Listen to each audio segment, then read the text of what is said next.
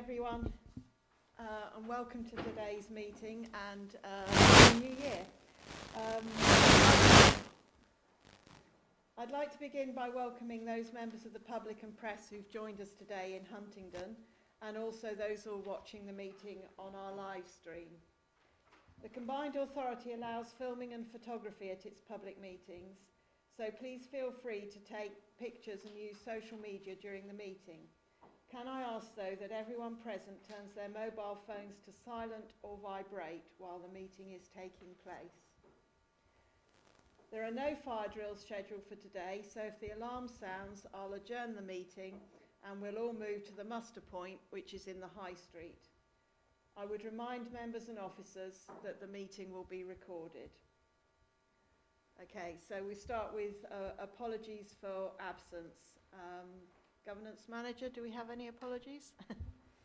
Thank you, Chair. We have apologies from Councillor Hay, Councillor Davis, Councillor Griffin, Councillor Fox, Councillor Rippeth, who is substituted by Councillor Fain, and Councillor Fitzgerald, who is substituted by Councillor Allen. Thank you. But we are quorum. Declarations of interest. Does any member wish to declare a disclosable pecuniary interest or non-statutory disclosable interest in any items being considered today? As always, declarations of interest can be made at any point during the meeting. So the item for consideration today is the corporate strategy and medium-term financial plan. And this is our formal response to the consultation. So we've got Nick Bell and Kate who are going to briefly introduce it for us. Yes, thank you. So if I speak first and then ask Kate to talk about the corporate strategy, if that's okay. This is a formal opportunity for the Overview and Scrutiny Committee to provide a response to the draft budget, the draft medium-term financial plan and the draft corporate strategy that were approved for consultation by the Combined Authority Board at its meeting on the 29th of November. At that meeting, they approved a consultation period that ran from the 30th of November until the 15th of January, following which the responses to the consultation will be reported back to the main board for its decision around approving the corporate strategy and the medium-term financial plan at its next meeting on the 31st of January. So as part of that consultation, there is an external consultation that's been taking place, as I say, since the 30th of November, focusing very strongly on the medium-term financial plan. But also, we felt it was important that this committee had an opportunity to be able to focus on the draft corporate strategy as well. That's not something that we're seeking formal responses for externally, but we felt it was incredibly important that we had Overview and Scrutiny Committee comments on that one before that is finalised. The draft corporate strategy was sent to you, I believe, the back end of last week. It's hot off the press. For any comments either today or following today, we can take written comments up until the 15th of January on either the corporate strategy or the medium-term financial plan for any members of the committee that want to do so beyond what's agreed today at this particular meeting. So my colleague Kate will talk very shortly around the draft corporate strategy, and then following on from that I'll say a few more words around the draft medium-term financial plan before we then get into the discussion around that, if I may, Chair. So perhaps if we split it that way, and I'll pass now to Kate to talk a bit about the corporate strategy, and then I'll come back later to talk about the budget and the medium-term financial plan. Thank you, Nick. So in terms of the corporate strategy, just a way of background, I suppose, and a little bit of a reminder. Different microphones. We are talking about the corporate Cambridgeshire and Peterborough Combined Authority corporate plan, are we? Yeah. So everyone's calling it strategy and it's here as plan. I'm just thinking, are we talking about the same? We are, yes. Thank you. So just a bit of background and introduction. The strategy sets out the golden thread. So we talk quite a lot in the organisation about the golden thread. And currently we have a 2023 to 2025 corporate strategy. This was adopted by the Combined Authority Board January of last year. But what the board agreed to do is a light touch refresh of the corporate strategy alongside the development of the medium-term financial plan. So following best practice, bringing them both together. Particularly, the review of the corporate strategy, it is a light touch refresh, so it hasn't changed the focus on of the organisation being on prosperous and sustainable Cambridgeshire and Peterborough, very much about, working within our values, using our collective voice, drawing on our strengths, promoting inclusive growth. So that kind of vision statement that was in the previous corporate strategy remains. That focus on prosperous, sustainable growth equally remains. The strategic priorities that were in the corporate strategy adopted 12 months ago remain. So achieving good growth, increasing connectivity, ambitious skills and employment, enabling resilient communities also remain the strategic priorities. But there is the additional fifth strategic priority now incorporated within the strategy, which is achieving best value and high performance. That actually is a focus that the board adopted in May 2023, but for the first time now we've wrapped that fifth priority in. So the overall vision statement remains the same, the strategic objectives remain the same. What we've sought to do though through the refresh is to ensure that the document is more accessible. What you've got in front of you today is a Word version of the document. The final document, of course, will be even more accessible, so there will be more images, there will be more infographics, and there will be summary tables of the activity that we'll be delivering. But what we've brought today is the content for you to consider, and that steer on accessibility has come not only from this committee, but when we've done a review of our external communications and from staff as well. So really focusing on that accessibility. Secondly, as part of the refresh of the strategy, we've sought to better describe the role of the combined authority and of the mayor, and integrating the mayoral pledges. Now, the forwards aren't there at the moment, but I'm hoping that you will understand that within the mayoral forward in particular, he'll be wanting to really focus on those mayoral pledges and why they're important, and his particular focus for the remainder of the mayoral term. Previously, the mayoral pledges and what the mayor was going to deliver and what the combined authority was going to deliver were actually separate documents. So for the first time, they've been integrated. The third thing, as I've mentioned, is that incorporation of that strategic objective, achieving best value and high performance.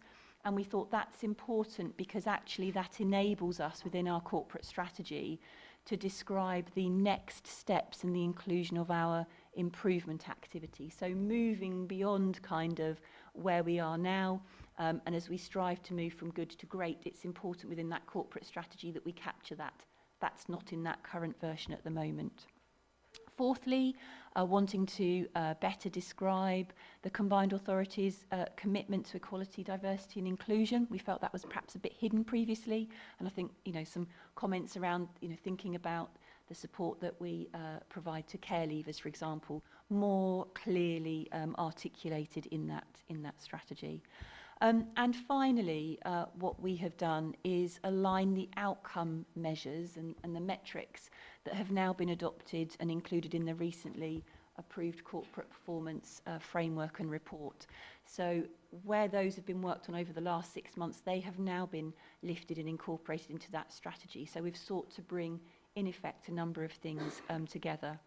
I'm happy to go into the detail of the document, but you probably want to be able to open up for comments and questions and queries, really. But essentially what we are looking from you today is, within that corporate strategy, is there anything missing? Is there anything that's superfluous? Is there anything that you think we haven't shone a spotlight on that we should? Or is there anything that's unclear? So this is really the opportunity for scrutiny through this process to feed into the strategy. As Nick indicated, in terms of engagement and consultation, the public engagement is very much focused on the MTFP and the budget, but we have used that opportunity very much in the spirit of us wanting to engage and seek views. As part of that, if you filled out that survey, you will know that we have also asked questions of residents about kind of what's more and less important to them, and that links directly to some of the activities that are included within this draft corporate strategy. So after that consultation feedback, that the MTFP consultation closes at 5 p.m. on Monday the 15th of January, we will be taking that feedback on board alongside feedback from yourself, feedback from leaders, feedback from business board and others who may want to comment on it. So I just wanted to highlight that. Thank you. Thank you, Kate. Councillor Bradnam. Thank you very much, Chair. Thank you, Kate. That's helpful. I wanted to just check on one thing. Where did you advertise the consultation? Because, okay, I'm a relatively new member of the Combined Authority Overview and Scrutiny Committee, but I actually wasn't aware that this consultation was going on until I saw it in these papers. I perhaps should have known, but maybe that's just me.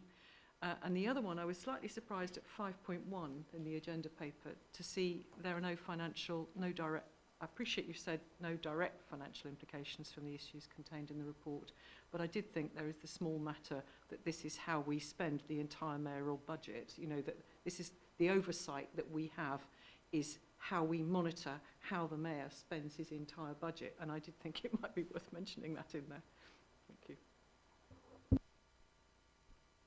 Okay, if I come back on perhaps the second point first, and Nick might want to add to that. I believe the paper that is being discussed today is the paper that went to the board on the 29th of November, and essentially the recommendation there was to note the development of the corporate strategy and approve the budget and the medium-term financial plan for consultation. So I think that's Nick may want to correct me, but that's why there is no financial implications. It's because it was the paper relating to progressing with the consultation as opposed to any decisions on how that funding may be used. I'm looking at Nick to see if there's anything further he wants to add on that. No, that's exactly right. I mean, if you look, Councillor Badnam, at the main paper that went to the Combined Authority Board that forms an appendix to this covering paper, it's clear in there that actually there are significant financial implications, but this, because it's a consultation, the consultation itself doesn't have financial implications. The actual budget and the MTFP, which is that paper, do. So it's simply the way that we've portrayed it through there.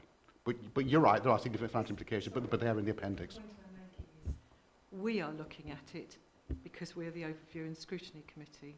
So, you know, we have a responsibility for being aware of that implication is the point I'm making.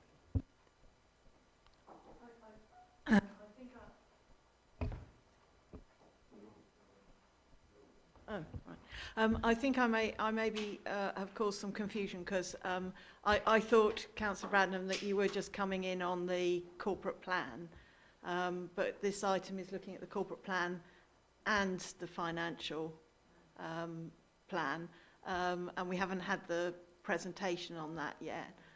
So were Councillor Fane, were you just coming in on the corporate plan, or do you want to wait until we've had the...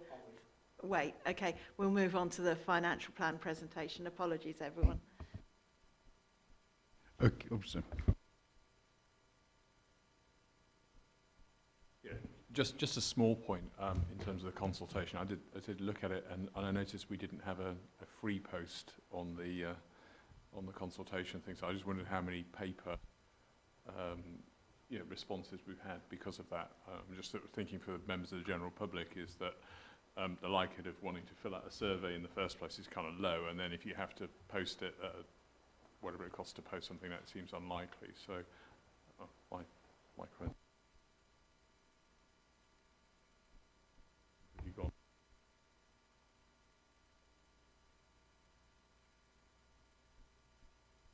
No, that wasn't. Yeah. So just a small point really, but maybe think about that next time.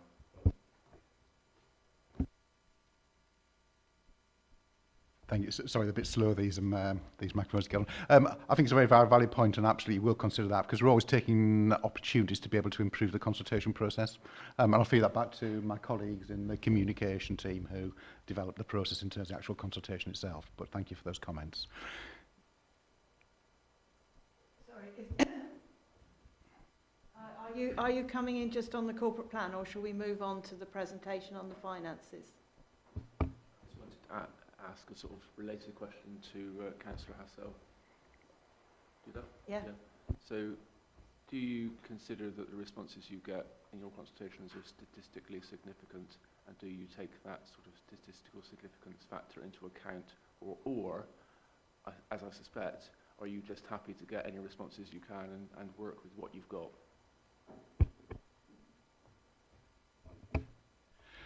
Thank you. Again, we will look for the number of responses that we receive. Historically, we've received probably too few responses out of the total population of Cambridge and Peterborough to be completely statistically significant. So we therefore tend to rely on what we've got. We do look at that by area. We look at it, and we look at it in terms of where we have the information by demography, by age group, etc., and try and work out where we've had relatively more rather than relatively less responses, and try and improve that in the future to get a higher response rate. But I think it's unlikely that we will have sufficient responses from everyone across the whole of the Cambridge and Peterborough area to be absolutely statistically significant in those areas. So we'll therefore look at the qualitative response as well as a quantitative response. Councillor Brown.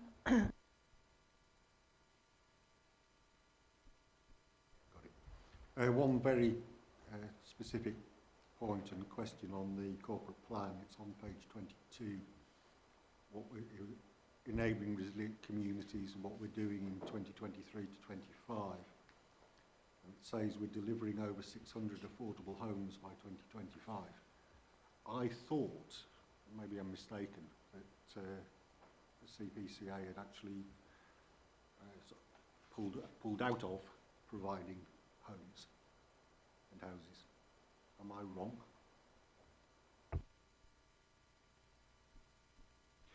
Thank you. My understanding with that is the continuation of a number of loans that were provided to enable affordable housing schemes to get off the ground. And the tail of some of those is taking us beyond where we are at the moment and into 2024 and 2025. So my understanding, thank you, Rob. I think Rob's going to come in with a far more detailed answer, is that actually it relates to things that have already been commissioned in relation to that. But Rob, please provide the full detail.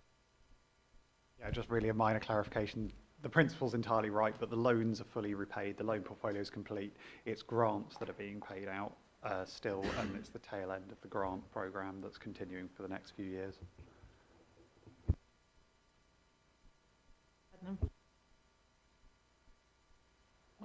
My first question was, where was it publicised? And I don't think I've heard. Thank you. That's on my list to come back to. Are you happy for me to answer that now? So in terms of the approach that's been used, there are a number of things. So social media activity has been key. So I'm just having a quick look at some of the stats. I think we've had about 18 social media posts that have been going out from the combined authority. We've also, as someone has indicated, there are paper copies available of the survey in a number of locations.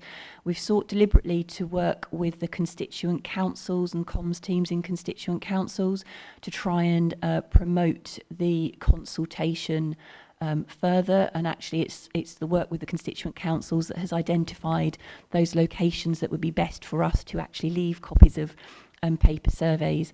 So that's the primary route. I think we have also looked at using some paid campaigns to actually try and promote and get the opportunities in front of a broader audience, i.e. people who wouldn't perhaps consider responding. So again, a modest amount has been used to use that paid social media advertising. And we've tried to ensure that we have looked at different kind of website design so it meets different technology, so actually people can respond on smartphones. You don't just need a laptop and a PC. So we've tried to do that. I think that was probably a little bit not as smooth as it could have been at the beginning, but again, that's part of the learning for us about how we can try and make it more accessible. Councillor Goldsack and then Councillor Niche.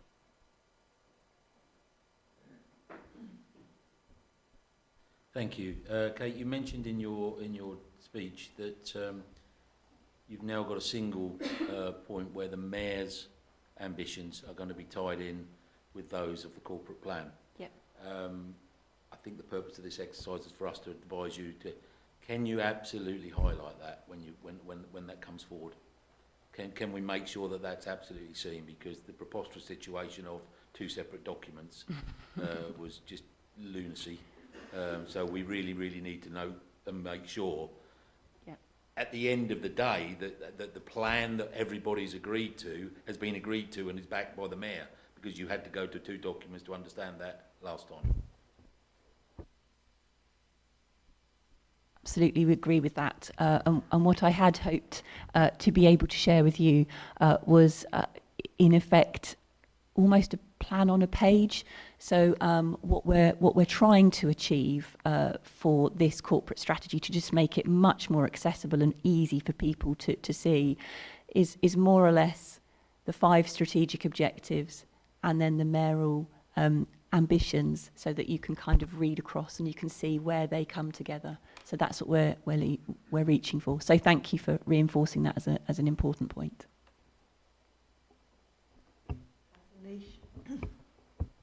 Thank you, Chair. Mine goes back to the consultation again, which I know timings are always going to be difficult, and of course we've had an obvious 2-week, should we say, in general terms of timings where it's you're probably not going to get a great deal of consultations unless it was a Christmas card, if you were lucky. Mine goes back to, did you directly deal with the parishes? Because I know some of the parishes I've dealt with, they had a few raised eyebrows. That doesn't mean you haven't told them, because obviously quite often they do miss things. But it's just whether you did direct anything towards parish councils as well. I know it's an individual consultation you're after, but obviously parish councils tend to have a good response from other people within their parishes as well. They can. Thank you for that question. I probably have to check whether we did directly contact everyone. I know that certainly a number of parishes are aware, including my own parish, who have been responding, but I probably just need to double check that we did that directly to all of them. Yeah. I just had one question on it, which is, I understand why it only goes to 2025, but how are you going to set the budget at this time next year when you don't have any kind of forward corporate plan?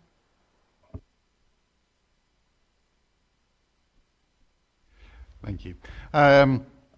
I think the key thing is that this year we're setting the medium-term financial plan anyway to 2028. It's a 4-year medium-term financial plan, albeit the corporate strategy only runs for the next sort of 12 months or just over.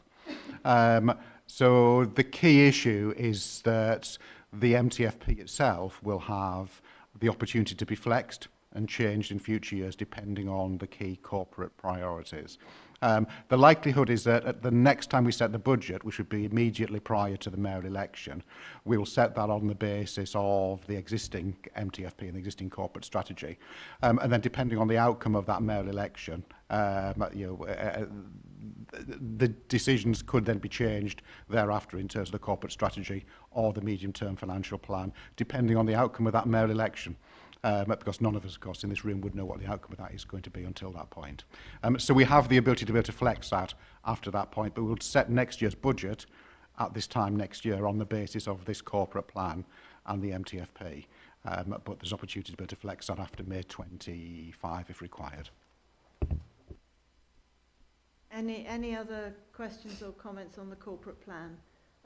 Councillor Allen and then Councillor Smart. Thank you very much, Chair. I'm not sure it's the correct place to raise this query, but enabling resilient communities, laudable that we reduce bus fares to the under 25 age group, but is that predicated by the need to have a mayoral precept for the buses, which I understand is part of the financial plan?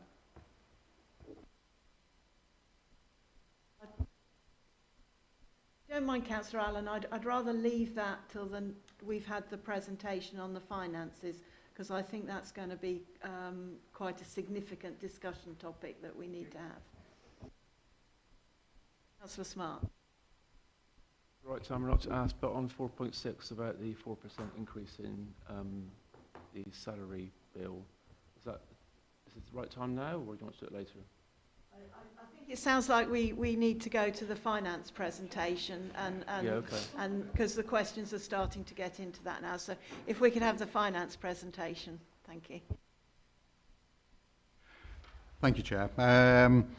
So then to move on to the medium-term financial plan, of course, the Scrutiny Committee has already had the opportunity to do budget scrutiny, and a number of the members who are here today would have taken part in that earlier in the process. The process was approved in terms of developing the medium-term financial plan by the board back in September, and effectively included a reprice of the existing projects and proposals, together with a real focus around driving out efficiencies to create headroom for us in terms of both capital and revenue options for the future. By dint of that work, we identified the potential for up to £80 million over the next 4 years of capital headroom and additional projects, and up to £10 million over the next 4 years for revenue projects. Because of the way we funded, we always tend to be rather more generously funded in terms of capital rather than revenue. I'm happy to go into the reasons for that if the committee wish at some stage during the course of questioning.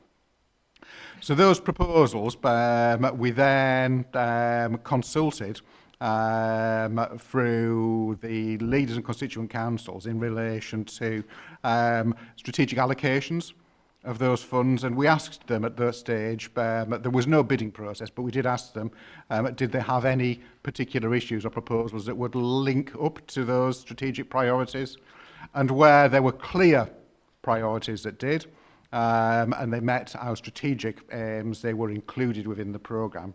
But also within the programme, we also have, particularly within our capital programme, a number of areas where we have specifically identified schemes, and some areas, so for instance on our the proposed strategic growth fund of 20 million, where actually that will be subject to further allocations beyond the time the budget is set.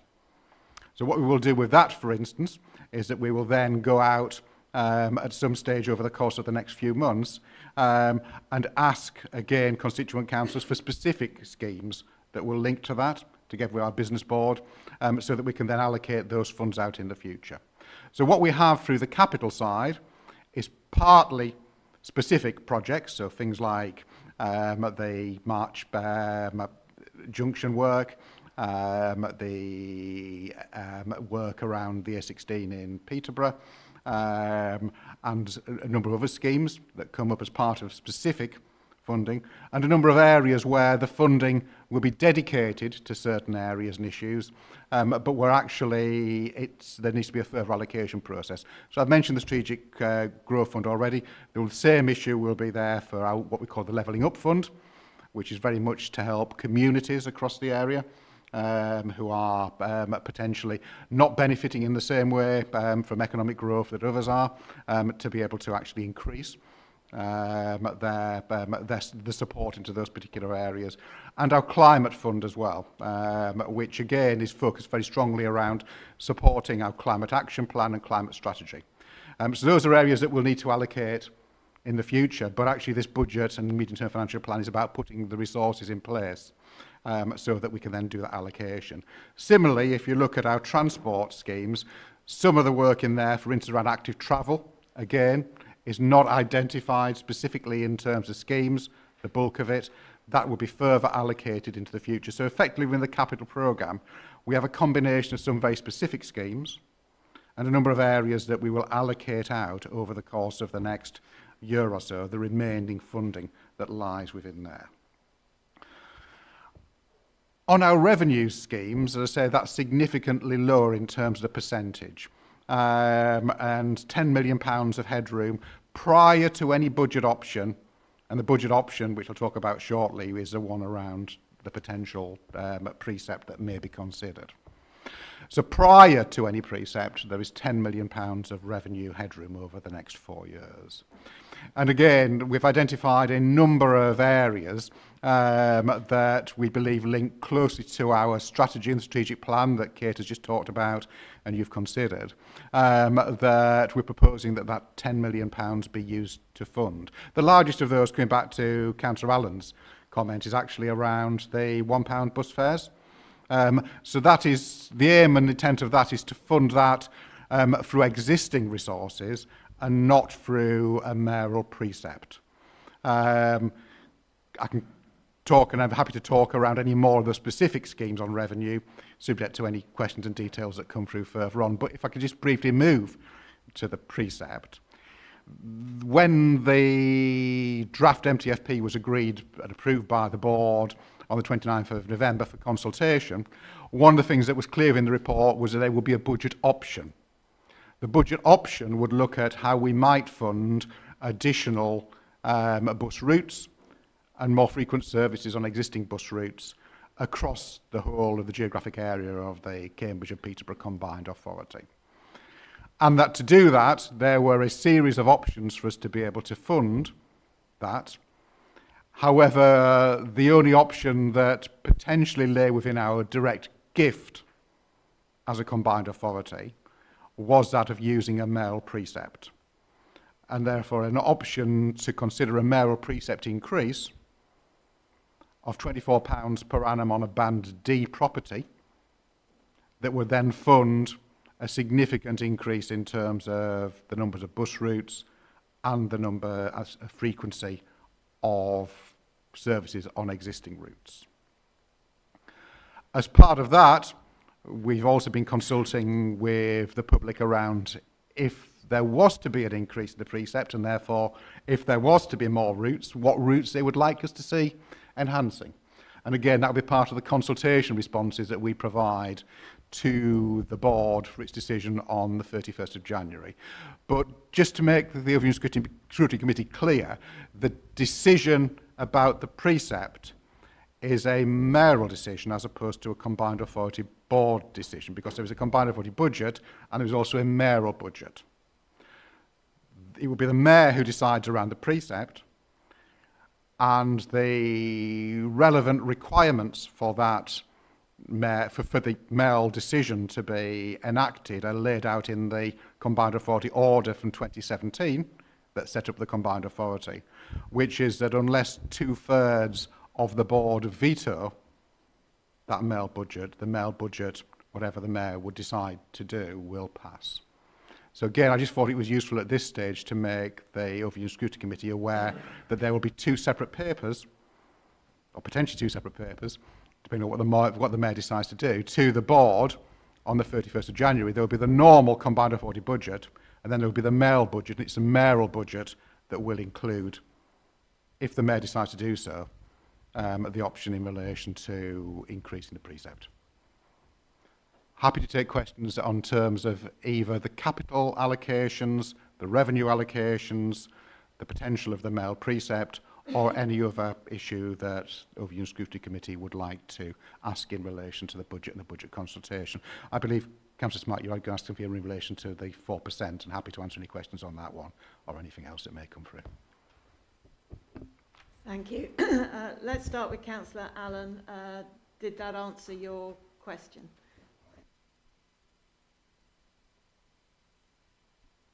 Yes, thank you. Councillor Smart, did you want to put your question?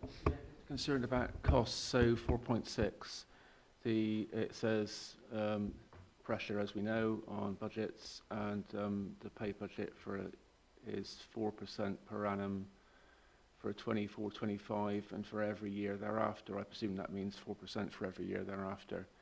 So, I mean, I've had experience at Cambridge City Council where a few years ago that every year it was assumed inflationary budgets would increase by 2%. And I always argued that we shouldn't be doing that. We should be looking at what the actual inflation figure was, not just making some presumption. And I know you have to have a working figure to work to. But we've had very high inflation. It's falling. So RPI was 5.3%, down from 6.1 in November. CPI was 3.9 in November, down from 4.6. So inflation is falling. If we go forward with a 4% figure, then we're going to have the wrong figure, potentially. I mean, no one can foresee the future. But I'm just concerned that, I know obviously there's lots of staff in the room here who are paid, but I hope they'll bear with me. So we have to provide best value for residents, and I'm just concerned that that figure is not appropriate to be projecting for 4 years hence.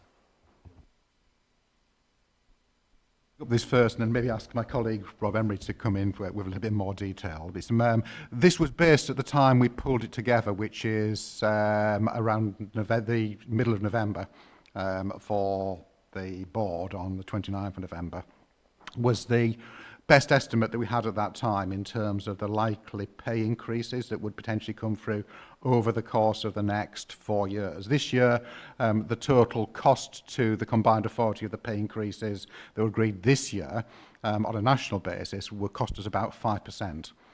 In terms of our overall pay bill. So the indication was that they would come down, but at that stage, and of course none of us does have a crystal ball, the view was that actually they would come down, but possibly not come down quite as rapidly as would be expected in terms of getting back towards the 2%. It may be that in future years there is more headroom created if the actual pay settlements are less than that 4% that we've put in place.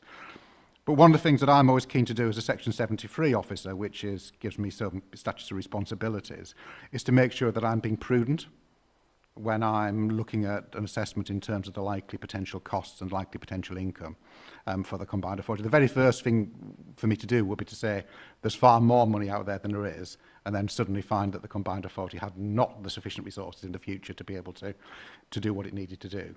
So this is about an estimate and a budget rather than an actual. It may well be the actual is less than that.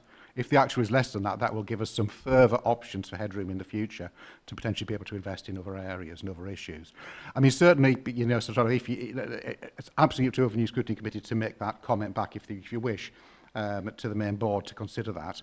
But my view as the Section 73 officer remains that actually, prudently, it is worth continuing with that level of assumption in relation to the pay bill. So if it comes in less than that, we're in a positive position, rather than if it comes in more, then we're struggling around to find resources. Rob, I don't know if you wish to make any further comment? Just a minor one to clarify that our forecasting on what the pay increase will be has little to no impact on what it actually is, because local government pay is nationally agreed. So us budgeting for it won't mean that officers end up with a 4% increase. It will be entirely related to the national NJC discussion and negotiation. Mark, do you want to come back?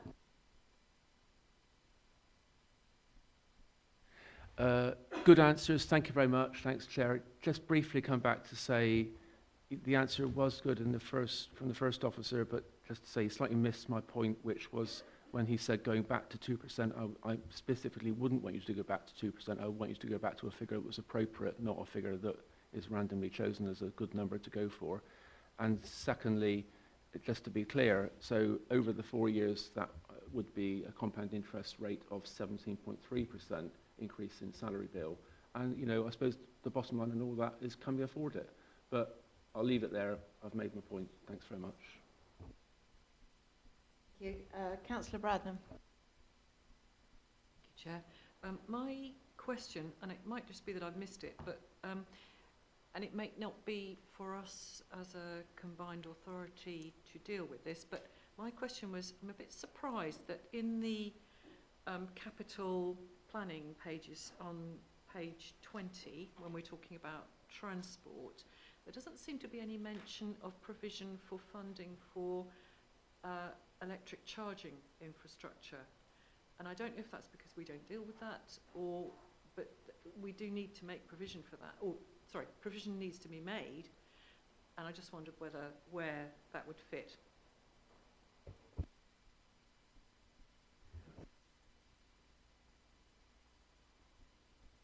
Sorry about that. Absolutely valid thing to notice. There's a line in the capital programme that just says levy, L-E-V-I, which has zeros against it.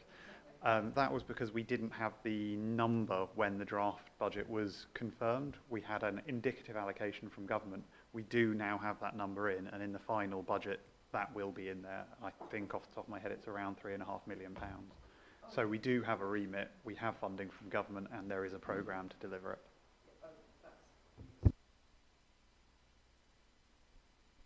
Very reassured to hear that, because it's going to be a significant constraint unless we are working forward towards that. And also, I hope some of that money will go towards freeing up all options, you know, whether that's on whether we can work with, for example, supermarket car parks, colleges, municipal car parks. You know, part of the difficulty is that some of it is private land, and then who gets the revenue from it. Also, just as an aside, can we as a combined authority and as an overview and scrutiny committee encourage the mayor to lobby the government about joined up single types of infrastructure to charge electric cars? It's almost as bad as a Peterborough car park trying to find out which app you use to charge your car. And so I just think we should be working towards a much more joined up national system. And if we can do that here in Cambridgeshire and Peterborough, I think we should be working towards that if we can. Thank you. Thank you. Councillor Hassel. Thank you, Chair. I just wanted to talk about the Mayor's precept, or ask a question about the Mayor's precept on the bus network enhancement. So just looking in the papers and the funding, which allows both for the continuation, either for franchising or an enhanced partnership for the region's bus services. So looking out from previous committees, we've talked about the very, very high cost of certain bus routes, and we've also talked about the nirvana somewhat of franchising, that when we get franchising. So I guess my question is, if we don't do franchising, are we providing best value to our residents if we're just enhancing what is already a very, very expensive vendor-driven network?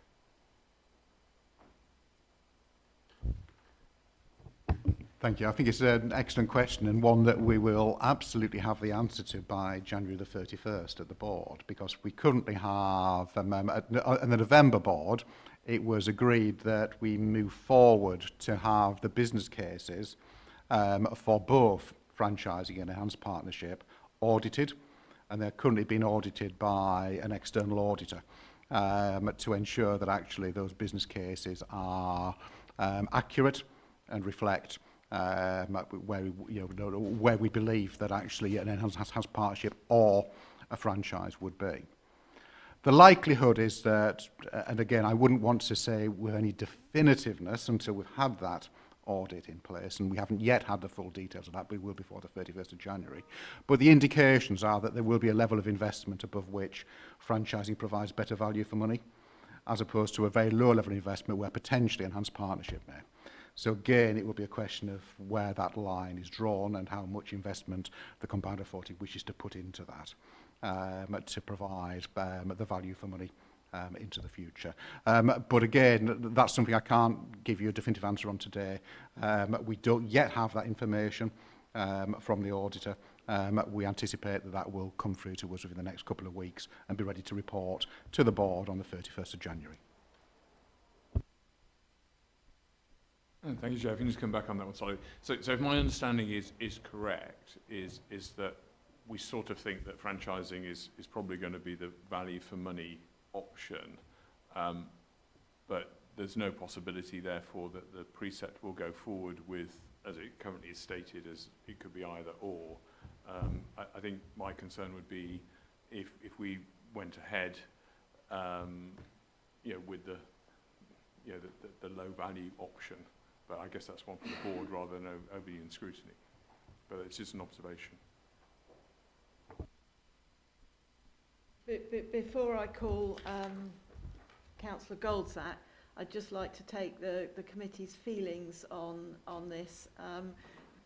I wonder if, as part of what we feed back to the board, we want to be saying that we would like to have opportunity to scrutinise as they go forward with the plans for franchising or enhanced partnership. Yes. Okay, that's one of the things we'll put in our, the recommendation that we'll decide on at the end. Right, sorry, Councillor Goldsack. Thank you. My point is also on the mayoral precept. I was somewhat heartened, as I raised in my last note, at the point of the mayor and the mayor's strategy and the CPCA strategy were coming together in one document. So therefore I'm somewhat disturbed to find out that the mayor's got to raise funds from a separate way of doing it and not through the CPCA MTPF. So it worries me a little bit that the reason we're going for these funds, there's lots of scrutiny issues here about, you know, were these the right bus routes in the first place, etc., etc. You know, they're not, and that's what we keep repairing and we're trying to add to, and we're trying to add to with demand-led stuff, which really has only been tested, and if you look at the costs of it, is astronomical, etc. My point on this is, what happens if we do persuade the government that money's coming? Can we take the precept off at the next time? Can we stop it? You know, because that's never mentioned. And my worry with tax, because it's a tax, my worries with tax is they go on and they become the starting point for the next period. So I'm a little bit concerned that we've got to raise extra money by the mayor, and it's not part of the overall money, and it's a separate debate and a separate paper.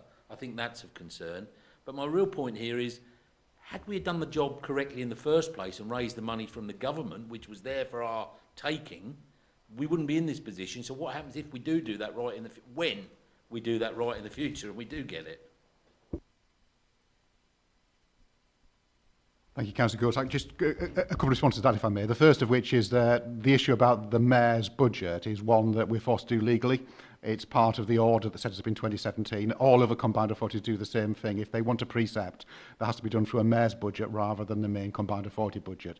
So we've got to follow that to make sure that we're legally following the process. But going back to your point around if we do get then the funding from government in the future to be able to cover that, it's up to any mayor in any particular year to decide, do they wish to levy a precept or do they wish to levy no precept? So actually any mayor could decide in the future, if there was funding from another source potentially, to reduce a precept or to indeed to end a precept. Just be absolutely clear on that. So that mayor idea, let's say it was 100 quid, not 36. Let's say it was £100 next year because we want to continue funding a DING model or TING model, whatever it is, in St Neots or whatever the reason, right? That has to go before the business board and receive 2/3 backing. Is that correct? Or is it just on the mayor's say-so? No, so just to be clear in relation to the mayoral precept is part of the mayoral budget. The mayoral budget is proposed by the mayor, and unless 2/3 of the board veto that budget or more veto that budget will pass. So it's a different mechanism. It's one that we have to do because it's within the order that created us in 2017. It's a requirement of government, not a requirement that we've got locally to do this. That said, it is absolutely for this committee to make any comments we want to make on the precept. So I think it might be good to actually just discuss the precept as a committee, so we can feed back our views to the mayor on that, and indeed to the board, because 2/3 of them could veto it. Was Councillor Smart, I've got you as wanting to talk. Was that about the precept, or shall I hold that for now? It was about the precept, okay. Yes, to your question about keeping us up to date with bus stuff, I think that's sensible because we can contribute. But just on bus franchising, I think it's important that we don't use that terminology because that's a type of bus reform, and what at the moment, until the board decides we are going to go for bus franchising, it's bus reform. Otherwise, we are saying we're going to do something before we've fully, I don't know how the system is working, but I know that we shouldn't be saying that at the moment. Yes, Mark, I think that was a really helpful intervention. So just to make it clear that the government has said that every authority must do either franchising or an enhanced partnership, which is part of the bus reform. And obviously, until we've had the audit done, the board will then decide, does it want to move forward with a consultation? And if it decides to move forward with a consultation, then they will consult on a preferred option. And it will not be until that consultation is finished, which will be sometime probably in the summer, that the board will then decide whether to go down the line of enhanced partnership or franchising. So you're absolutely right. It is, it is still open until that particular point and the decisions have been taken. Councillor Niche. Thank you, Chair. Just on you mentioned on the bus precept there. So I've got a slight confusion, which carries on from Councillor Goldsack in a way, in that when you're talking about the mayoral precept requiring 2/3 to say yes or no, whichever way it was, is that for the whole budget or specifically for the precept of, and again, could you clarify, is it 24 or 30 seats? Because I keep seeing different figures all round, or is it 100? Is it for that particular one, or is it for the whole budget is my starter? Thank you. So to clarify that, the exact figure, there is £12 already that is already being charged for Band D property.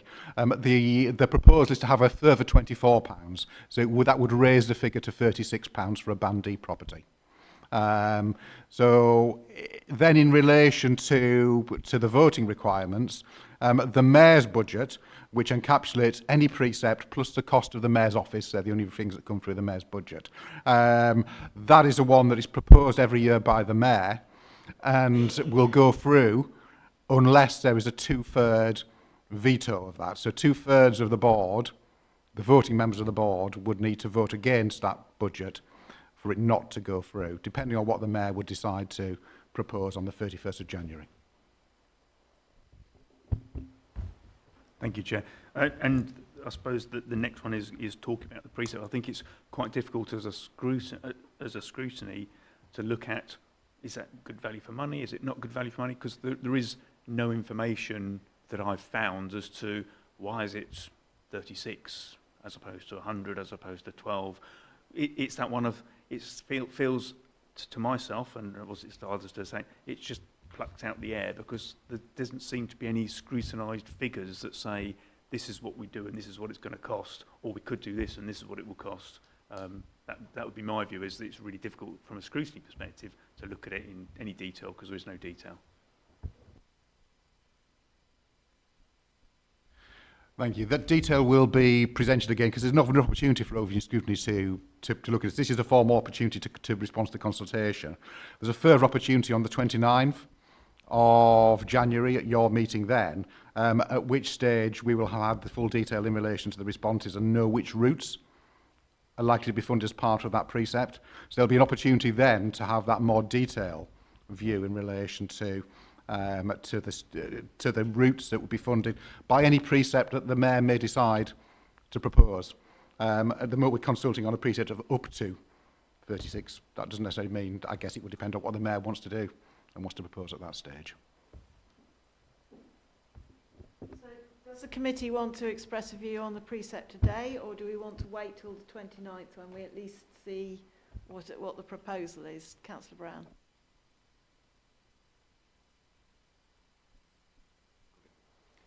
I entirely agree with Councillor Nish. How can we, I think we've got to express a view on the precept that we don't know whether it's right or wrong because there's no detail backing it. So I certainly couldn't support it because I don't know what it's going to pay for.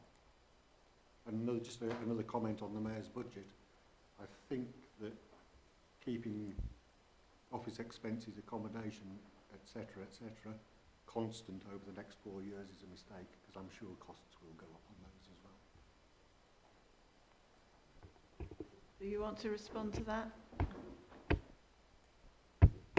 Thank you. So, obviously, what we're looking at everywhere is to make to make as many efficiencies as we can. So we're hoping that we'll continue to be able to make some efficiencies around office expenses and accommodation, so that we're not utilising resources that we could put into frontline areas by paying for effectively back office services through there. So that's part of the inbuilt assumptions that we have in place. But you're right. We'll need to do things differently to ensure that we're able to do that and stay within that cash envelope. The hassle. Yeah, I just wanted to say I think Councillor Nish's point is really sound in terms of we need to see the detail, but I think Nick's saying that we're going to see it on the 29th. I mean, I think, you know, talking about what is it we want to talk about, I think we do want to get really down into the detail of the Mayor's precept at the 29th, so that would be my suggestion.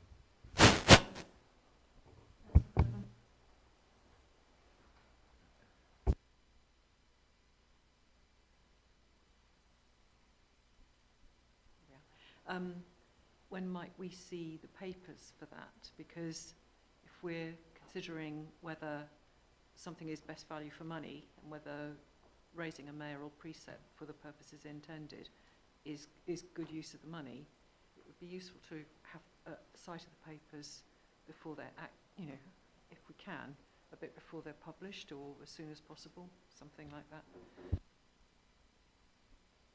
Have an idea of when we'd get the paper? Thank you. I would normally be able to give you an indication. However, because this is a mayor's paper, in terms of the mayor's budget, it must be published by, I believe it's 5 p.m. on the 22nd? 23rd, thank you. So I'm getting my days mixed up by one. 5 p.m. on the 23rd of January. I would hope that it may be available before then, but I cannot guarantee it because it is not within my gift. It will be with the mayor to finalise the paper and his proposals on the mayor's budget. So we'll have it on the 23rd, and of course we will have the mayor at our meeting on the 29th. So Councillor Smart and then Councillor Allen. I support the Mayor's precept in principle. I'm happy to look at it again in detail on the next meeting. Just to say, I mean, if we want to provide services for residents, we need to fund those services, and that money needs to come from somewhere. This seems like as good a route as any. Allen. Thank you, Chair. I don't want to be preemptive, but if you do need a view from Peterborough Conservative Group, then we oppose the Mayor's precept, and I'm happy to declare that this evening. Although Councillor Fitzgerald, who is obviously the member of this committee, will no doubt be at the next meeting to put his point of view forward. Thank you. I had a... Order, Chair. I mean, I don't, maybe I'm wrong on rules and regulations, but it seems unusual for a political group to be expressing a view in this overview and scrutiny meeting.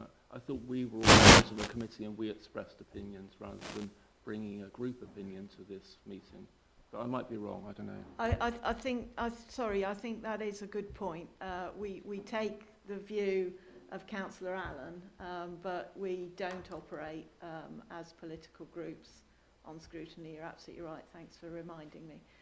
But we take the view of Councillor Allen. And thank you for reminding me. As a substitute, I'm not totally au fait with the weeds of the regulations of this committee, but I have expressed my view, and it's one that's been extended to me by my colleagues. May I put it like that? Thank you. I think another key point of ONS is really it's kind of frowned on to prejudge issues before they're properly discussed. So I think that's a point I would like to make because I think it's the way ONS operates. I'd like to raise a few points. The bus fare, the £1 cap on the bus fare.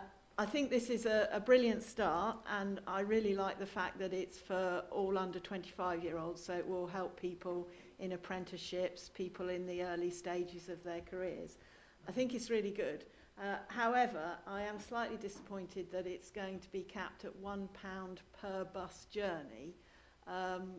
So from my local experience, our sixth form college students, most of them have to get at least 2 buses to get into college. So that's still £20 a week, which is, it's a lot better than 40, but it's still a lot. So I'd like to see that this is a first stage towards something more comprehensive. I'm also, I understand why it's just buses, but I'd like consideration in future to be given to all public transport, because for some of our sixth form college students it's actually significantly more convenient to get there by train, so it would be useful for them. But I do think it's really important, because we've heard today, and I do know, and indeed when I went to the presentation at my own children's secondary school, it started by saying, think about how you're going to get to sixth form college, which really doesn't, to me, seem to be the top, should be the top priority, but in practical terms it is. I'm also hearing from young people that one of the first questions they get asked at job interviews is, how are you going to get to work? Because the employer knows full well that there's either no or unreliable public transport from where that person lives, and is taking that into consideration with whether that person gets the job or not. So these are really, really important, getting public transport right. And as I say, I think it's a good start. I like the fact it's under 25, not just people in education. But I would like to think that in the future it goes further. I'm also worried that it seems to be, or it is explicitly stated in here, amongst your assumptions, is that that programme doesn't continue after 2024-25. And again, I know that that will be up to a future mayor, but I really think that ensuring that young people can travel to study and their early careers is incredibly important, and I'd like to think that it won't stop, but that it will actually be further improved. And there was something else, apologies. Oh yes, in the corporate plan and the budget, we talk about promoting our fens and protecting our fens and encouraging employment and agriculture and so forth.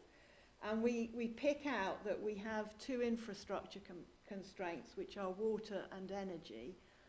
I'd really like us to consider peat as well, because the peat that we have is a major, major resource. It's a major carbon capture. I think we should be considering our proposals with peat up there along with water and energy. So sorry, those are my points. Councillor Smart. Chair, so I mean I completely agree with the thrust of your point, Chair, I must say, but just to pick up on a couple of points briefly, I'll go from one of the last ones first. So it rubs me up the wrong way, I think, when you talk about, job interviews and being asked how you're going to get there. I think that's completely wrong, just to say that shouldn't be happening. If anything, an employer should be working to get an employee to work if they have problems getting to work because the bus service is so bad, that kind of thing, having workplace schemes where you share transport to get to work. Got that out of the way. So the main point is substantive of what you say about £1 bus fares, much better. And I agree with you that for a poor family, that £20 a week is a lot of money, perhaps unaffordable. This couldn't happen. And I think, in my opinion, that the deal maker here is free transport for accepted groups from the Equality Act 2010. And I think this would be an exception for young people. And I think having free transport would work. And I think that comes back to the point I made about the precept to a certain extent. And I think that having free transport would, there is just no barrier then to using public transport, pretty much no barrier for certain groups to use, and that would increase the use of the service, etc., etc. And I don't know all the costings, but I just think that will be a great way to go forward. Bradnam? I absolutely agree with the aspiration of either a £2 or £1 bus fare, but we have to be realistic and recognise that it costs to run a bus service, and so I think we have to be mindful of making a service that's viable. So yes, I agree the aspiration, but we have to be realistic too about how much it costs to pay all the drivers and to encourage them to take on the role of drivers. And also, you know, if we're aiming towards green electric buses, they are much more costly than the existing buses. So we need to, you know, think in terms of the on costs of providing the service. So it's all very well having an aspiration, but we do need to be realistic too. Smart. Anyone misunderstood, I wasn't completely clear. I meant the younger age group, under 25's free transport. That's what I was talking about, that only. So we're nearing the end of our meeting, and we need to decide what it is we want to say in response to the consultation. The things that have been raised today, I think we need to say something about the precept, but I think it's on the lines that we reserve our comment on the precept until we've seen the details of how much it's going to be and what it's going to pay for. We've had it's been raised about electric vehicles. Do we want to say something specifically about them in our response? Electric vehicle charging? Rob Emery pointed out that information about it would be helpful. Please don't use acronyms. Please spell it out in full word. I'm aware of what it means, but not everybody would. Numbers will be put in that towards, but I do think there ought to be some narrative about providing infrastructure in the document. I think there is a bit of narrative from memory. I think I read something. But I was thinking more, Councillor Bradnam, about your comments about going back to government about and at least doing what we can locally to try and make their one system. So do we want to feed back that you know we'd like to press government to work towards one system, and locally we will try to deliver that? Is that a reasonable thing to put in?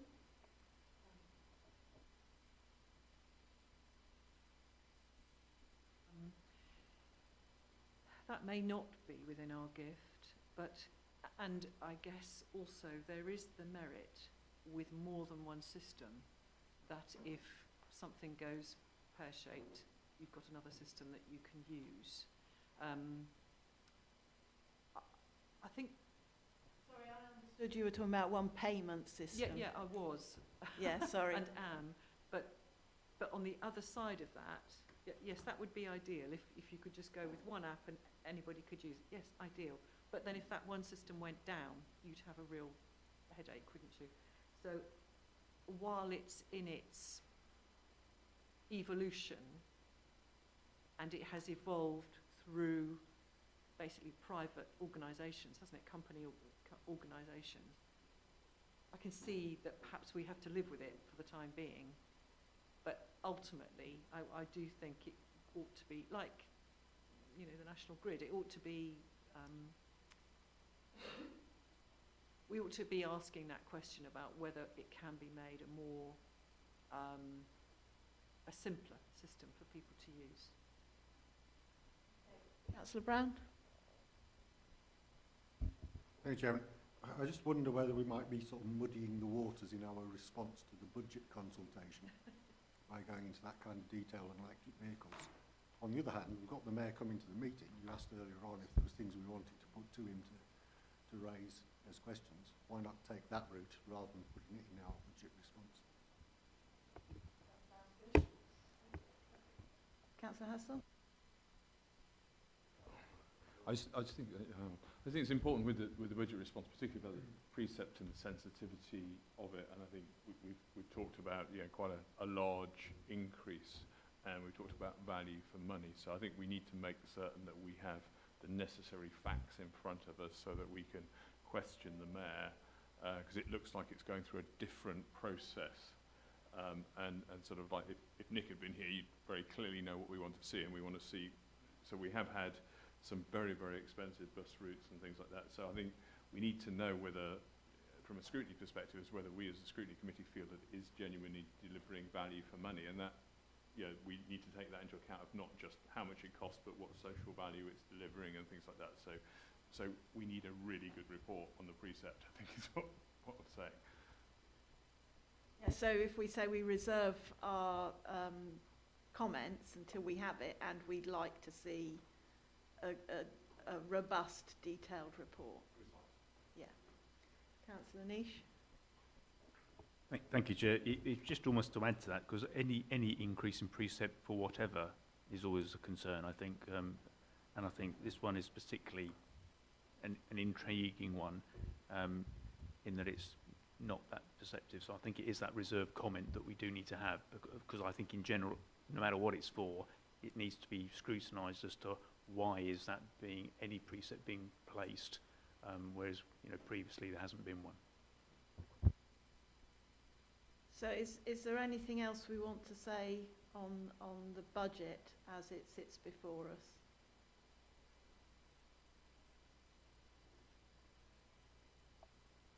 Well, I'd like to formally welcome the fact that it's been linked in with the corporate plan, and also, as Councillor Goldsack raised, that we've now got the mayoral budget linked in with the corporate plan and the combined authorities budget. So we are looking at all three pieces of the jigsaw together. I'd like to formally welcome that if committee is content with that.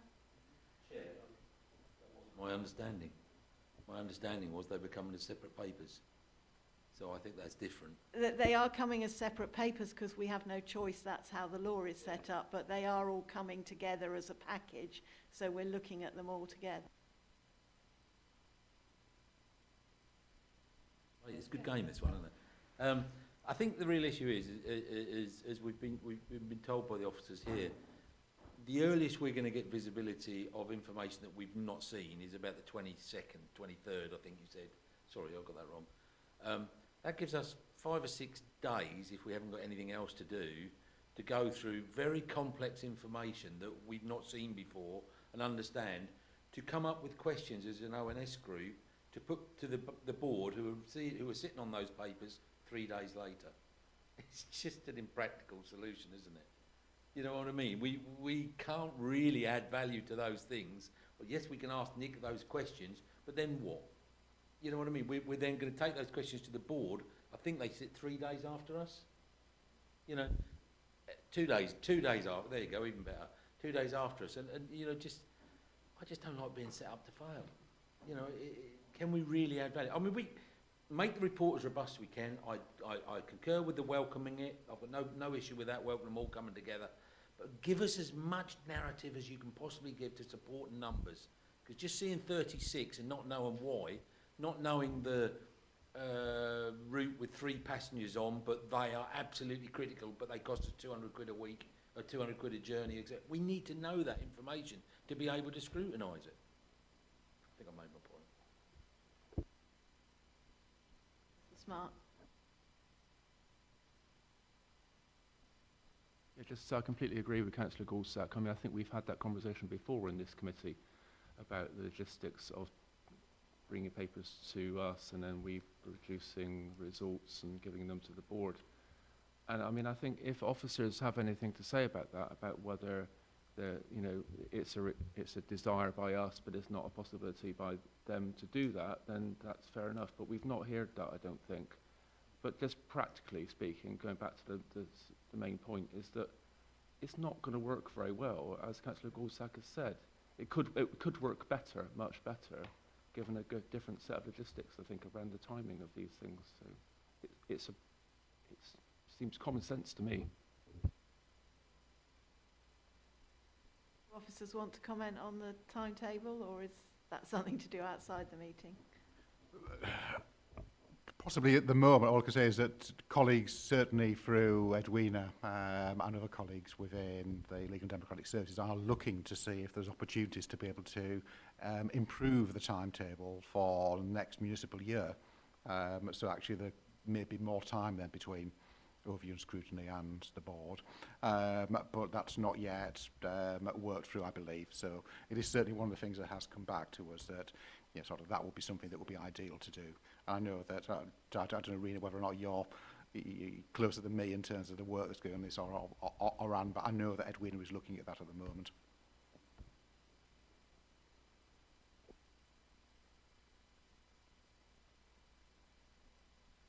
So, as Nick's pointed out, this is being looked into, and obviously we're still yet to come up with a plan.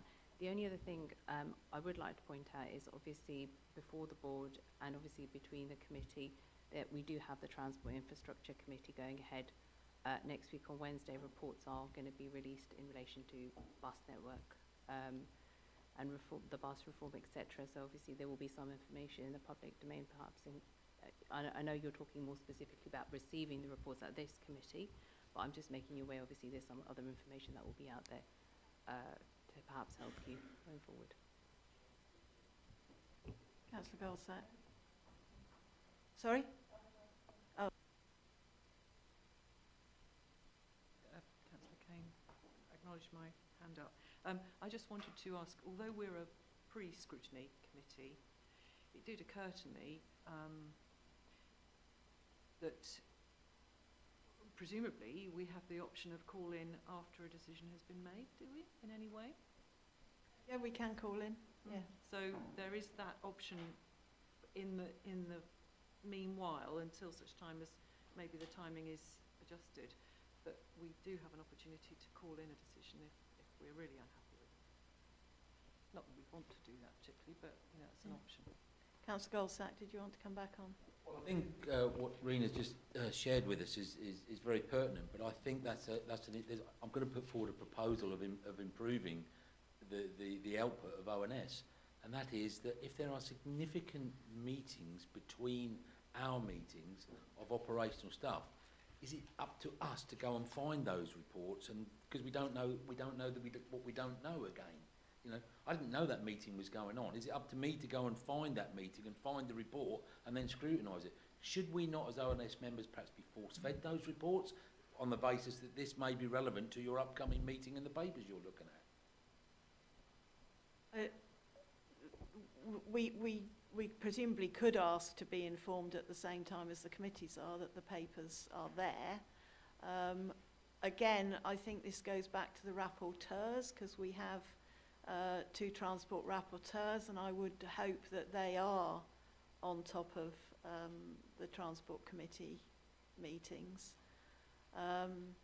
But yeah, we could ask officers to let us know when those papers are available, if members would like. I presume that's relatively straightforward for officers. I would think that's helpful. I also kind of don't envy the role of rapporteur, because effectively that means as a rapporteur you'd get the papers however long it is before the meeting, which is what, 2 weeks or 1 week before the meeting. You'd then have to read it, digest it, and bring it back to overview and scrutiny within quite a fast time frame, in order that overview and scrutiny would have an opportunity to comment on it meaningfully in a way that might influence the final version that was going to go to the board. So I think it's quite, I'm glad you're looking at the timing, but I appreciate it's not easy, but equally we need to think how feasible is the work that we're asking our rapporteurs to do within the time frame. Quite complicated. I think you're right that the rapporteurs are being asked to do quite a significant amount of work, but that's effectively it's to give colour to anything that is coming to the board in their area, as it were. But it's also, as we were discussing earlier, to flag if there's something that isn't coming to overview and scrutiny that they think we should be looking at. So it is an important role, but yes, it is quite an onerous role, yeah. Thank you, Chair. As rapporteur for Transport and Infrastructure, unless I've missed it, I mean, I do know when the meeting is because I've put it in manually and then accidentally invited a whole host of other people because it picked it up from a whale. But I don't think I've been officially notified that it's coming for my calendar invites, which I think was one of the issues we asked for last time. And secondly, it's obviously less than 7 days because it's in on the 17th and I haven't received any info and it's not online either. So I'm guessing it's 7 days notice. Not published, yeah. So. Yeah, it's it will be, papers will be published today. We're required by legislation to have them 5 working days before the actual committee, or 5 clear days. Councillor Hassel. I just wanted to say, just picking up, it's just unreasonable to have, and we pointed this out months ago, to have ONS 2 days before the board, and I think it's worth us feeding that back to the board again to say that's it, and maybe just say that they very much run the risk of a call-in if we're not presented with enough information. Yeah, we're running a risk here that one of the biggest changes, like a very large increase in precept, is coming to us, and we're not sure exactly whether we're going to get the relevant detail, etc., in order to really scrutinise that. And then 2 days later, the board is going to make a decision on that, which is going to affect our residents. I mean, it's like I say, I'm not prejudging anything, and it's very, but on the other hand, from a governance perspective, that's pretty poor. I think the officers have noted that, and they are trying to work a solution. It's always a balance between the board papers going out 5 days before, so that's when we have them. If we meet before that, we won't have the board papers.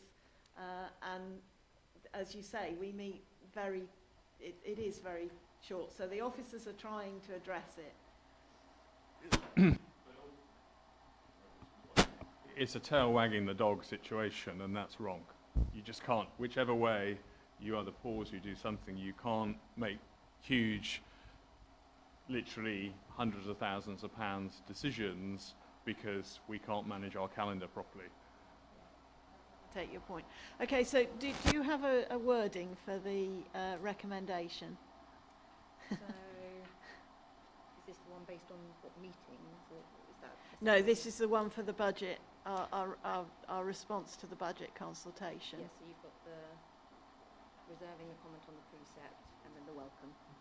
Okay.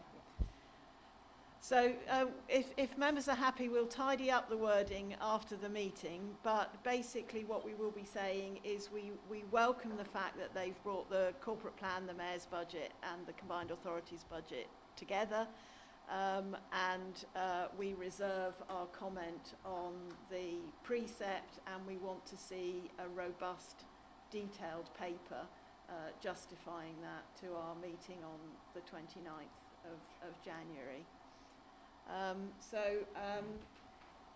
If people are happy, can I see all those in favour of that being our response? All those against? Any abstentions? Brilliant. So that's the end of our meeting. Thank you ever so much, everyone, for coming. Our next meeting, as has been mentioned several times today, is the 29th of January, 11 a.m. at Pathfinder House. See you all then. Thank you. Bye.